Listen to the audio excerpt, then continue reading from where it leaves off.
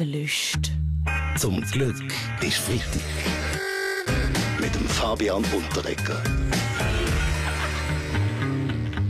Da wäre zum Beispiel der Roger Federer, der verliert in der zweiten Runde, ist von Wimbledon, ist da damit draussen. Dann verliert die Schweiz einen guten Steuerzahler, der Milliardär Mark Ritsch, ist gestorben.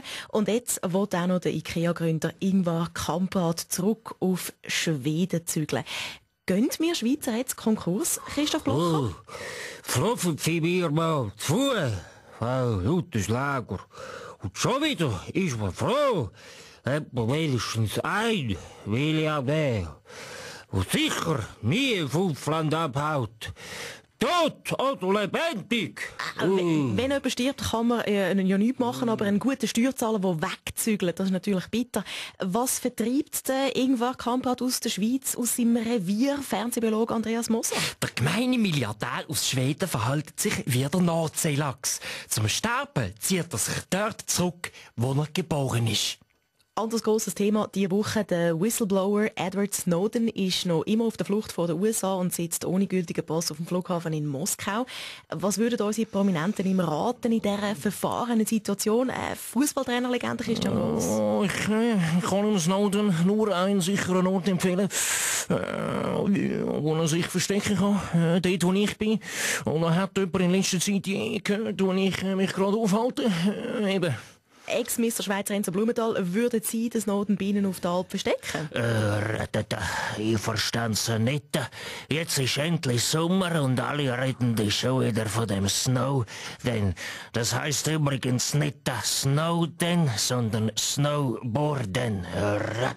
Das Leben im Transit von einem Flughafen stelle ich mir nicht gesund vor. Ständerat Felix Gutzwiller, Ihr Tipp? Ja, als Präventivmediziner kann ich nur sagen, dass es als ungesund gilt, sich gegen Geheimdienst von der USA oder Russland stellen.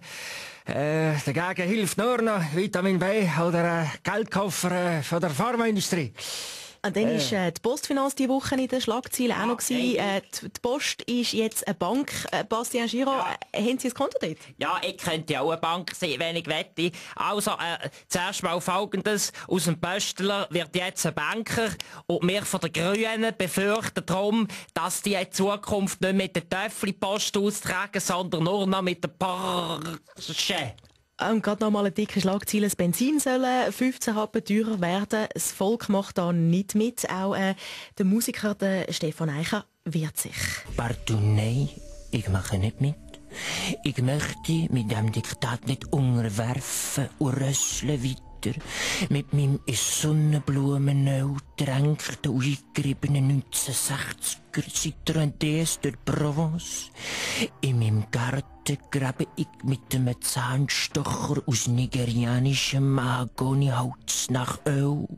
Und wenn der Quellen abspritzt, zucke ich den Saft mit einem Schilfröhrli auf und mische es mit Rosé und Cognac. Voilà. Zum Glück ist Freitag.